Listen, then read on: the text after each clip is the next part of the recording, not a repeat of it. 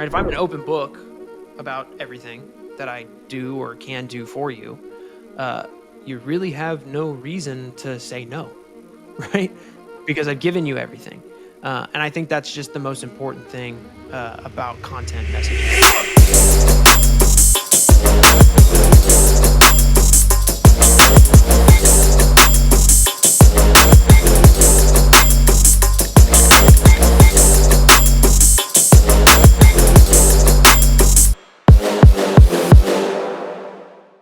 Hello, everybody, and welcome back to another episode of the Video Marketers Vault podcast. For those who are new here and do not know who I am, my name is Evan Andrews, and today I am joined by a very special guest, a dear friend of mine here in the Houston area, Mr. Gary Wade of BADMedia. Now, he is a co-owner of BADMedia.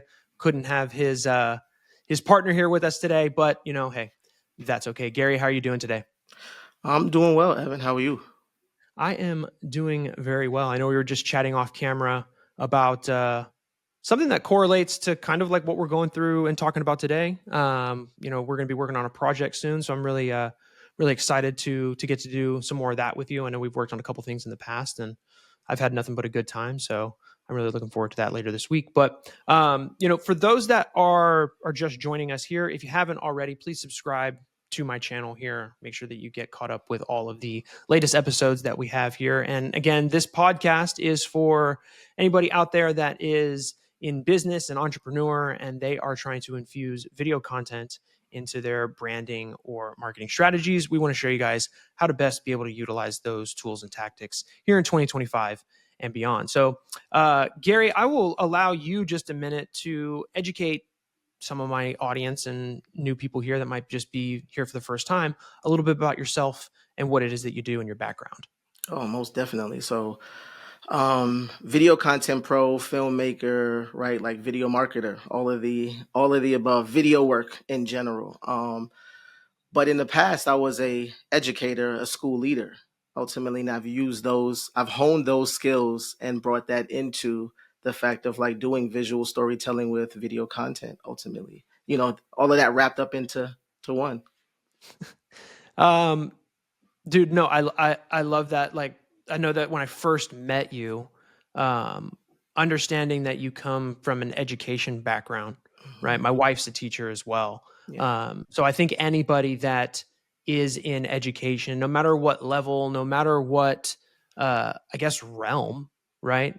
Anybody that can teach anybody to do something, I give my props to those people because it's not always the easiest thing to do. And I think it's hard for a lot of people to keep continuing to want to do that. You have to have a certain part of you on the inside that kind of keeps you going there. So nothing but flowers for you there because not everybody can do it, and I understand that. But today, just like you kind of stated, like what we're going to talk about is we're really going to talk about um, content, but from the realm of like educating, right? And because you come from an education background, I think you were the perfect person to talk about this with. But my first kind of major point of emphasis that I wanted to get into is talking about why teaching builds trust in the first place, right? Like I kind of look at it from like a foundational ground, right? Where if somebody doesn't know anything about me, I want to be able to teach and educate them about what it is that I know and have them get a little bit more comfortable with me, right? Mhm. But give me your educator's perspective on why teaching helps build trust in the first place. I mean, I think you kind of named it there. Like it's very similar, right? Like sharing something about you, sharing a commonality about you so that people can meet, right? They can resonate with you. I Mm-hmm. think what I bring ultimately, like I taught kids, but I also coached teachers, right? And you can't get a kid to do what you want them to do unless they trust you, right? And and I bring that mindset to this where I'm just like, hey, where's the common ground that we can make? Like I'm gonna share stuff about me. I'm gonna be vulnerable about me and share what I do, why I do it, and why I love to do it, and what I'm passionate about, and hopefully that'll resonate and transform into like, oh, I get him. He makes sense. Now I want to work with him ultimately. Yeah. No, I wholeheartedly agree with that. It's kind of like I think the more informed that we can make our potential prospects, again, we're talking about us as, video business owners, right? Like Mm-hmm. us helping people with their marketing tools, their branding tools, through video content, right? But I think that a more informed potential customer, in the long run, they likely will stick with you longer, right? They're gonna be more loyal in that process, because it's just like you just said, like it's that resonation that they go through, where it's like, okay, yeah, this guy understands me and my issues, and I trust him based on Mm-hmm. his level of give thus far in the process, to really kind of, I don't want to say hold my hand, have me hold them by the hand blindly, Uh-huh. but um but I can't tell you how many times where and you know this too, like with clients, right? The clients that are just kind of like, dude, you're the pro. Like, I'm listening to you. Like, those are always the best clients. The Mm-hmm. ones that try to like micromanage us as the content creators and what we do in our business. It's Mm-hmm. kind of like, if I had to invite a plumber to my house and I stand over him and say like, yeah, I don't know if you're doing that right. Right. Like, that's like the worst, worst kind of person that you can go to. But I just think the more that we can inform them, the higher likelihood that they're going to be more loyal to us, kind of in the long run. But I don't know what your thoughts are on something like that. No, I have a story, right? So, and hopefully I get to share this, but like, so, and we've talked about like kind of my clients and where I've been and stuff like that, Mhm. right? Earlier this year in like March, I went out to Chicago, but before that, I was out in Chicago a year ago with the same client, right? And they initially were looking for social media manager, right? And when I Mm. got on a call with them, it was like, well, what's your plan? Like, what are you doing? Like, what's your plan? What do you? Oh, we have content, and I'm like, where is it at? Like, what's the plan for the content? Oh, we just have stuff, and I'm like, you don't really need a social media manager. Like, you need a content plan. You need like to create the solid content that's gonna help you. But like, long story short, ultimately, like, I got to speak to the principal, and I'm sharing like, they're like, you're the pro, very similar to what you just said. You're the pro, but as we're going through the process, right? I'm telling them about B-roll. I'm telling them about talking head. These are phrases they've never heard before in their life, right? Fast, it's funny, right? But fast forward, right? Like, fast forward to this year, I'm talking to the same principal, and she's like, "So Gary, when are you going to shoot the B-roll?" So now, like, she knows, like, she's a part of that process. She Yeah. works with it. Like, this time it was a lot seamless, less project Mhm. management on my end, Yeah. because they know what we need to help them, and ultimately they're providing that because they're educated on the process of what we do, but also what they need, if Yeah. that makes No, sense. dude, no, totally. I have a client of mine that, uh, when I first kind of was like building my business, they were kind of like a referral from somebody that I knew, and she in making what I could do for her make sense for them financially, I was like, well, you've already been making content, in a certain aspect with this other person for a while. So Hmm. you already kind of understand the process, right? You understand kind of how to kind of plan a little bit, right? But what I came in and I did is I actually just showed them a little bit of a more streamlined fashion way of planning and ideating their content. And Hmm. so I don't have to do that for them anymore. I Hmm. literally just come in and I do the thing that they don't know how to do, Hmm. right? And I just put up the lights and the cameras and I do all of that, and then I do all the editing and I hand everything over, and they push it out as they need to. But them understanding and going through those reps and getting in what they need to make all of that happen, it actually works out for both of us, because I Hmm. don't have to take the time to do some of those things, but it Hmm. makes it streamlined on everybody. Everybody kind of like win-wins in the whole thing. So I think once, you're right, like, it's processing. It takes a Hmm. little bit of processing time for somebody to get something down and understand what needs to be done to make it happen, right? But you know we were talking a little bit about like education and kind of loyalty and Yeah. everything, and I was kind of mentioning that, like, and I think this is a big facet of what everybody has to do and why a lot of people make content in general these days, right? It's exactly why I started this podcast, right? But it's, teaching people, teaching others Mhm. positions us in a different light and puts us as more of like that authority or that expert on a topic. Right. Yeah. And that's exactly, again, why I made this podcast. It's why I continue to make content to this day. I don't make content so that I put myself in front of a bunch of people to, like, quote unquote, like, generate leads. Right. If I Mhm. generate leads out of my content, great. But it's more of having like those assets so that when I do have a lead, Yeah. right, or I do have somebody that's maybe quasi interested in talking to me, now I have this library and this database of stuff that I can just funnel their way. And Yeah. like, hey, yeah, no, we got this thing, yeah, this is what we've been working on, this is something you talked about, this and something that we talked about before, I think this could help. Right, it's about having all of that. And I don't think that a lot of businesses, I mean, I'll throw the word brands in there as well. I don't really think that they look at content from that realm in the beginning. They all look at it like, what's the end goal, which should be what we want to do. The end goal is to sell more of our stuff or get more signups or, whatever it is, right? Mhm. People paying us money.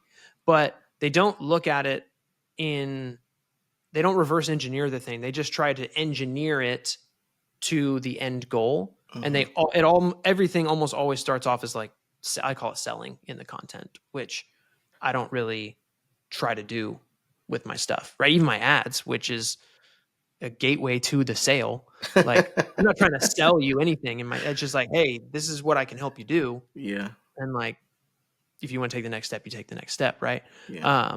But what's your experience with any clients that you've ever worked with about, um, trying to position them as that kind of that authority or putting them on that pedestal above, um, what maybe their competition is doing or something like that? Can you speak to any experiences around expertise in Yeah. content that you've made for people? Yeah, I mean, I think when I get into the realm of creating content, like when I'm ideating for them, because I, I'm a so-called expert in that field, working with Sure. school leaders and nonprofits and things of that nature. Because that's my experience, right? Like I ideate for them, so I think about what's really authentic to them, right? And that's in the name ultimately of my company, right? Like BADMedia stands for being authentically dope, right? Like we think about Mm-hmm. authenticity and what matters to them. So you're talking about like a client in their competition. If everybody's doing the same thing, putting out the same content, how are you different? How can you position yourself to Mm-hmm. be this and attract what's really supposed to come to you if you're doing and saying the same things? When you were just speaking, I was thinking about the content that businesses or brands do put out, and it's like always product overview stuff, right? Like just Yeah. talking about what we make, and Yep. it's what we make, what we make, what we make, and it's like that's cool, but like how do you use it? Yeah. Why would I use your product over Yep. someone else's, right? Yep. Like what are the tricks and tips about this product that like how can I use this in a way that no one else is using the product, right? It's becoming that resource, and I think that's what you were speaking to, right? Like becoming a resource brings people back to the loyalty aspect that you're sharing is like, okay, Mm-hmm. like how do you create loyalty? Like, oh, but become a resource. Be the Mm-hmm. thing that people are like want to come back and back and back and back and back, right? Yeah. Like just like this your YouTube channel with this podcast, right? Like you're creating it as a vault, right? Your video marketing vault where people can come and get resource and information from you. Builds loyalty. Yeah. Yeah. No, totally. I think you just said about the businesses put out stuff about them, right? What they don't understand is the consumer is also thinking from that same lens of like me. Mm-hmm. So if people start to flip that, businesses making content, if you flip it and say you, Mm-hmm. you're going to get those people that are just in that me. Like it's not, also too, it's not that like that's necessarily bad. I think it's an inherent thing that we do as people, right? We just think about ourselves, right? Yeah. But when you flip the script on that, that's when you kind of jar somebody and they're like, oh yeah, oh, this for me? Okay, right. And they Yeah. get you, like, you draw them in that way. Yeah. Um, I say it, and it's a repeatable thing that I say. I probably said it on probably this is probably episode 9 or so of our recording here, but I've said it so many times. It's the used car salesman moniker, Mm. right? And it's kind of just like you've seen the TV commercials of just like the Mm-hmm. car lots and whatever, and it's just like, come on down because we got it, and this is whatever, right? Yeah. It's not positioning somebody like, imagine driving the yada yada yada, right? But I think the biggest thing in when we talk about messaging, right? I think clarity is the most important thing. Yeah. Being clear on the point that we're trying to make, because ultimately, what being clear does is it removes any and all skepticism. Yeah. Right? If I'm an open book about everything that I do or can do for you, uh, you really have no reason to say no, right? Mm-hmm. Because I've given you everything. And I think that's just the most important thing about content messaging is just the clarity aspect Yeah. of everything, kind of overall. But do you ever see in the clients that you work with like an issue with their message clarity in what they might be producing? And this doesn't necessarily have to be through like video content, because a vast majority of people and businesses out there, even still today in 2025, aren't making a ton of video assets for Mm-mm. their stuff. This could be in like plain text, email, Mm-hmm. copy, whatever. Like, but what do Yeah. you see as like a lack of clarity in some of the people that you've worked with? I think I think just too much writing. Like when we talk about clarity, I look at websites a lot for my clients. Like that's probably where I Hmm. start first. Is like Hmm. their website, and it's just full of words. And I'm not I'm not against reading, right? But it's like, are they thinking about their audience, right? Are they thinking about what their time is? So like flipping it onto us, right? Like I think about my audience. To your point, essentially, right? Like at the last point, we talking about like when we're talking about you, right? Like it's the aspect of like if you think about film, the hero story. You know about the hero story, Hmm. the hero's journey, right? Us as the video marketers, we're not the hero. Mm-mm. We're not the hero. We're the guide. Yeah. Our clients are the hero, Yeah. right? So just coming back to the clarity piece, it's like it's a lot of words. It's minced. They're mincing mission with vision. It's not clear at all. So I like what I have coached on is like, what is your unique proposition? Like, Yeah. what are you special? What are you special for? Like, why are you special? What are you known for, or what do you want to be Yeah. known for? Right? Because sometimes you may dealing with beginners, like beginner businesses or beginner brands, and it's like, what do you want to be known for? Right? And you stick to that lane and you create the conciseness. In being an educator, where like I used to give directions to kids, and if you mince your directions to kids, they're going to do a gang of different things all over the place.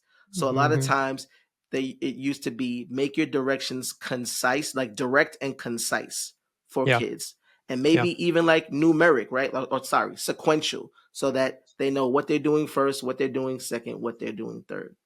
Yeah. So that's my advice when it comes to the aspect of clarity and skepticism. I think you said one more point. You said like being safe and confident like in the process, right? Hmm. I also think about in our work, and I just want to make this statement for all our other video marketers, right? In our work, showing the process or showing that the process of what you do also builds value in you, Yeah. right? Because just like you, just like me, I know you have people that be like, I got a budget of couple of $100, and you're like, that's not, I can't do anything with that. But once they know what you do and how you do it, that value goes up, because they're like, oh, I just thought the misconceptions or the Yep. misinterpretations of what they believe we Yep. do versus what we actually do Yeah. now are different. So now the value that was here, or that what was in their mind, has now moved up here. So Yeah. You said something interesting about like when you read the websites and like the mincing the mission and the, all of that. I think it's so funny when they try to, or copywriters in general, because a really good copywriter actually understands that you have to make everything a third grade reading level, right? If you Hmm. don't, then it becomes very hard for you to actually have those points of emphasis land and hit. Because I do the same thing. I read a lot of website copy and different things like that for clients. I mean, it's almost 90% of the time how I create a profile Hmm. on my clients, because that's all they usually have is what's on their website. So that's all I have to go off of. Yeah. But when I read their like mission statements and things like that, I always laugh to myself when I ask myself after reading somebody's, what does that even mean? Right? Like, what does that even, because they fill it with like words and jargon that they put in there that may have relevance, They think it sounds but cool, Evan. They think it sounds yeah, cool, it yo. just it sounds cool, They think right? it sounds And cool. it might attract certain kind of people, right? And I think there is time and place for certain things, right? But if we're talking about overall broad, just general consumer based things, you gotta kind of dumb it down and be clear, right? And like you said, if anything is step one, step two, step three, that's got to be even more defined and more clear, right? And I think overall, back to the topic of video content, all of that, that's stuff that you make content on, right? And just they don't, most people out there, most businesses, they just don't understand exactly that's what they need to do, right? Um, but I think so. Give me your top kind of places for a business or a brand or anybody out there that may not take content very seriously. Where Hmm. are like the two or three main points of emphasis that you might start? Now, let's maybe go from the people that you usually serve, educators, education facilities, whatever it might be. Yeah. What are kind of the places where you would start infusing content, and what kind of content would that be? Ooh. I mean, I think it depends, right? It depends on their need, right? Sure. Let's Um, say they have nothing. I'll give you that frame. Let's say they have nothing. yeah. So I think I go first with trying to create a funnel system for them, right? Because what's important for them is filling seats, right? Like bringing in kids, right? Like what funds a school is enrollment ultimately, right? Hmm. Whether it's private, whether it's public, whether it's charter, right? Like seats being filled in a school is what matters, right? So I'm thinking about social media ads first, Mm. ultimately, right? To attract, Hmm. easily stating unique proposition in there, right? Really short, because that would be top of funnel, right? Sure. Yeah. So then I'm thinking about what would be middle of funnel at that point is probably a founding story, something around the brand Yeah. story, right? Yep. Because that's going to you're going to catch the eye with the ad. The brand story or the founding story is now where people are like, okay, this is what they do, this is why they do it. Oh man, I Do I feel connect with them? yep, Yeah. yep. And one of the biggest things that I've like I say in my content on LinkedIn, right, is like mission fit families ultimately, Mm. right? Hmm. Getting the mission fit families. What I've seen when I was an assistant principal was like, you know, I'd have conversations with parents and they'll say to me, don't y'all do what the school down the block does? And I'm like, you don't even know what our school is about. But I get it, right? I Yeah. get it because a parent is ultimately like if you're in a parent's head, they're like, I need to get my kid into school.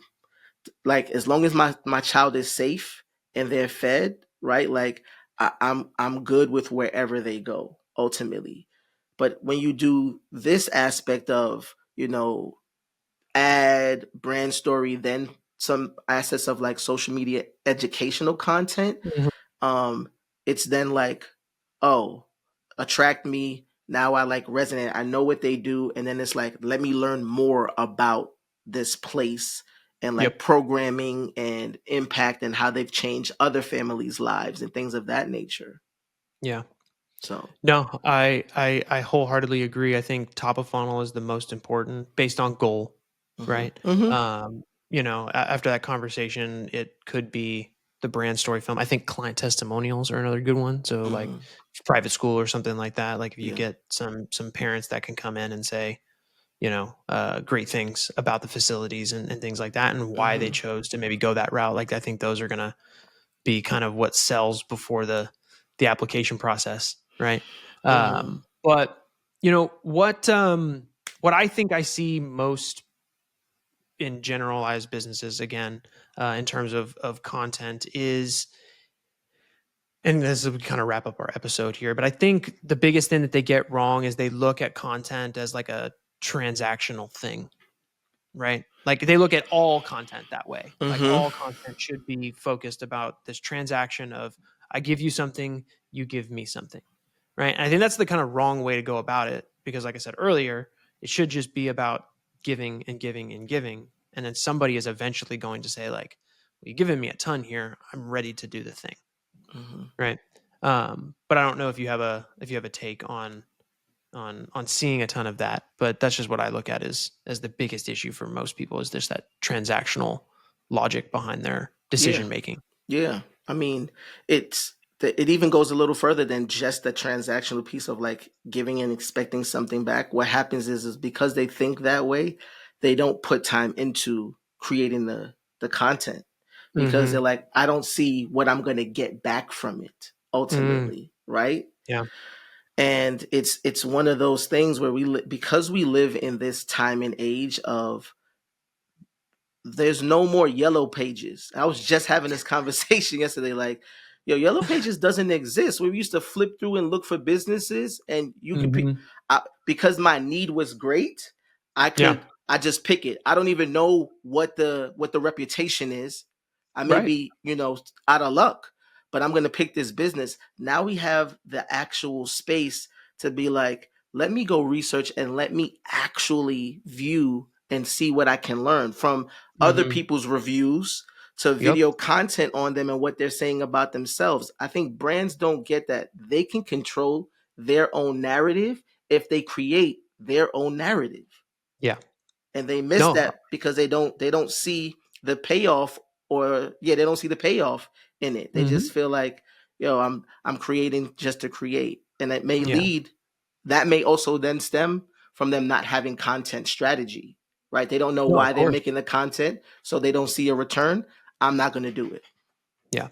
Yeah, no, if the correlation isn't super black and white for them, it's very hard for them to understand it overall. But like you said, like we went from the yellow pages to then when we Yelp. went into a digital realm, it just became kind of like Google, Yeah. right? You could Google what you were looking for, and then you were served up some options, Hmm. right? It cut down your flipping of the pages, right? But even now with Google, like you're saying, like there's still more like skepticism is so high Yeah. today, Yeah. right? So if you don't have more of those things in place there for that person that has found you, has taken the time to search Hmm. something out, right? You're just cutting yourself at the legs from having a new lead, from having a new potential customer by not doing something that you just can't see past the first or the next step, Yep. right? It's and I don't think business owners they didn't get in business knowing what the end looked Goal was like, going to be. right? And it's just so crazy that I have so many conversations with people that are just like, "Well, yeah, well, I don't know if that'll work for me." It's like when you got in business, did you really think that it was just gonna work? Like, like that's what you thought? And Yeah. like I asked somebody that this last week, and I was like, he just didn't really know how to answer that question, and I'm like, I mean, because I know that I didn't. I Hmm. got in it too because I was kind of due to COVID and all these things, like I had to kind of force myself into making money. Like we get in the trenches and it's like that's what we have to do. Yeah. And they're just kind of scared because it's not like that one, two, three, okay, then I get my payoff. But I don't think anything but those are the same people that'll go to Vegas Yeah. and spend Yeah. 5 grand in the weekend and then walk out and be like, well, we had fun. Yeah, yeah, yeah, yeah. But it's It's out of their lane. That's what it is, right? Like yeah. when I talk to school leaders, they're not marketers, right? Like they didn't go to No, school for it, right? Like I was no. a school leader. I didn't learn. I didn't have a marketing degree. So like, Sure. but they also don't see their school or their nonprofit as a business, right? They're like, Yeah. oh, people are going to come to us because we're schooling the government, sanctions and make sure that, like, hey, kids got to learn, so you got to come to us. But there's competition now. So what do? You got to Right. market yourself. Yep. You got to get No, dude. uncomfortable. Yeah. Oh, dude. Uncomfortable is kind of like my word of 2025. Right? Like you gotta get like it's my word for myself, and then I also use it when I'm talking to people in sales calls. Like you guys gotta get uncomfortable in things like because I don't make guarantees, and I'll say that here on my podcast. Like I don't make no guarantees. Mm-mm. Everybody's already heard it. The only things that we are guaranteed are death and taxes. Mm. That's it. You know what I mean? Mm-hmm. I can work my ass off for you, right? At the end of the day, but I can't spoon feed you at the end of the day as well, Yeah. right? Because that also doesn't serve you in the long run. Now, I will say I can spoon feed you, but you guys don't want to pay my price for me to spoon feed you. Because that costs more. Oh yeah, Because that oh costs yeah, more. oh yeah. Well, okay, Gary, that's gonna wrap us up for here today. I really appreciate you taking the time out to do this here. I want to give you just a second to let anybody that might be watching this that has made it all the way through. Mm. How can people get in touch with you? I'm going to put it all down in the show notes Yeah. in the description, but let people know out there how they can get in touch with you and inquire about your services. Ultimately, right, like you can find us at www.badmediany.com. Bad Media NY on all platforms, and I am Gary Wade on all platforms: Instagram, LinkedIn. LinkedIn's probably going to be the best way to reach out to me, Perfect. personally. But yeah. How's LinkedIn doing for you, by the way? Ooh, yeah. I mean, LinkedIn has been interesting. Because I'm not running ads, because like the ads on LinkedIn are like crazy in Crazy comparison to, expensive. yeah, crazy. That's what I meant to say. Crazy Yeah. expensive in Yeah. comparison to Instagram and TikTok and all those other places. But I think organically, like the organic content, has done really well. Where like that, I was talking to you about the job in DC with Hmm. that network, Kip DC, Hmm. and ultimately they reached out to me through LinkedIn because you can curate. I think LinkedIn is probably really dope for people that are trying to really run a business, as an entrepreneur, depending upon what industry you're in, right? Yeah. I think you can curate the community that you want on LinkedIn easier than you can do anywhere else, right? Like anywhere else you're following people, but on LinkedIn you're connecting with people. So that Sure. means what they post you see, and what you post they see, right? So Right. you can curate your community, and Yeah. then organically put stuff out, and people will reach out to you and be like, "Hey, I really mess with that. That's really cool," and things of that nature. Yeah. So it's done really well for me. Nice. Yeah, I'm trying to like get up my LinkedIn game, but it's it's all a process. Yeah, talk to me So, about it. Talk. I mean, yeah. I put the time in about 2 years ago, so Yeah. I got some tips for you. Come talk to me about Yeah. it. Yeah, for sure, for sure. Well, we'll definitely do that.